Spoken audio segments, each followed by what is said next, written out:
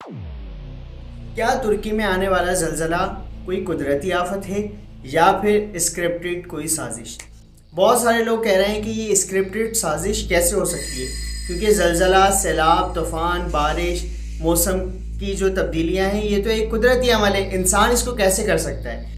तो आज से कई साल पहले यानी 1900 की दिहाई में निकोला टेस्ला नामी शख्स, जिसने एसी करंट की इजाद की, उसने ये एक्सपेरिमेंट दुनिया को बाज़ाब्ता करके दिखाया। उसके बाद ये हुआ कि दिन गुजरते गए, बात आगे चलती गई और 2011 का वक्त आया कि जहाँ पर जापान के अंदर समंदरी सुनामी आया।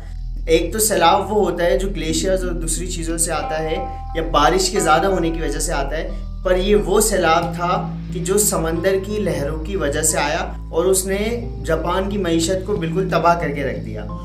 अच्छा, तबाह करने से कुछ टाइम पहले मीडिया ने भी इस पर गुफ्तगू करते हुए बताया, जापान ने समुद्री तूफान आने से कुछ दिन पहले चाइना के साथ मीटिंग की और उस मीटिंग के अंदर उन्होंने कहा कि हम अपनी करेंसी को तब्दील कर रहे हैं, यानी जो हम फॉरेन करेंसी के अंदर ट्रेड करते थे, डॉलर्स में ट्रेड करते थे, अब हम वो चेंज कर कर अपनी एक नई करेंसी बनाने वाले हैं, जिसके बदले में अमेरिका ने उस पर सैलाब की सूरत में हमला किया और पूरी दुनिया को 2 साल के अंदर ही इस बात का पता चल गया कि ये सारी साजिश जो थी ये कोई कुदरती अमल नहीं बल्कि अमेरिका की ही साजिश थी।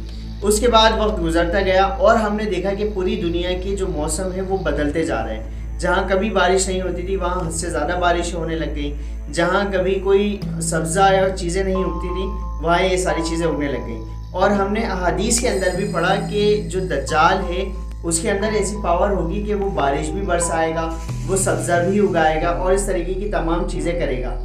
तो ये सारी जो प्लानिंग है और ये सारे जो काम चल रहे हैं ये उसी साजिश का, उसी प्लान का एक हिस्सा है।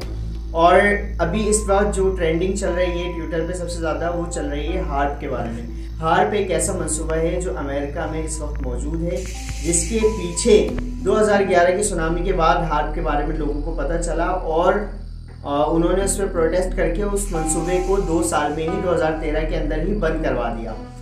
वो मंसूबा क्या करता था? वो मंसूबा बहुत सारी रेडिएशन को एक जगह जमा करता था और वो सारी रेडिएशन खला में भेजता था। जो हमारी लेयर्स हैं बहुत सारी, जिसमें से एक लेयर ओजोन लेयर, हम अपने बच्चों को भी पढ़ाते हैं, बहुत सारी लेयर्स में से एक लेयर ओजोन भी है।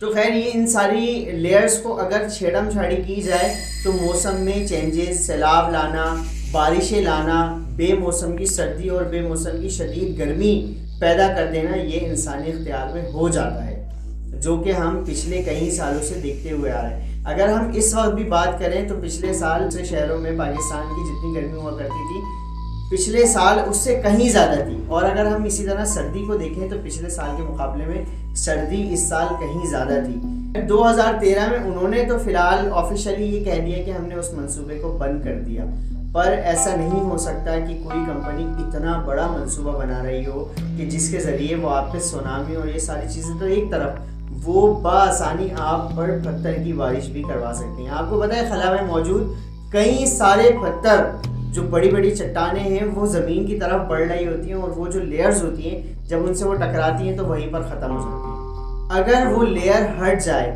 या उसमें कोई छेड़खानी कर दी जाए, कोई रास्ता बना दिया जाए, तो वो उन लेयर्स को चीरते हुए ज़मीन तक पहुँचकर ज़मीन पर पत्थरों की बारिश भी करवा सकते हैं। खैर ये सारे मंसूबे दुनिया में इस वक्त चल रहे हैं और हमारी आवाम ये कहती है कि नहीं जी ऐसा तो हो ही नहीं सकता, ऐसा होना मुमकिन है और इस वक्त दुनिया में हो भी रहा है। खैर मैं उम्मीद करूँगा और दुआ करूँगा अल्लाह से कि अल्लाह हमारे हाल पर रहें।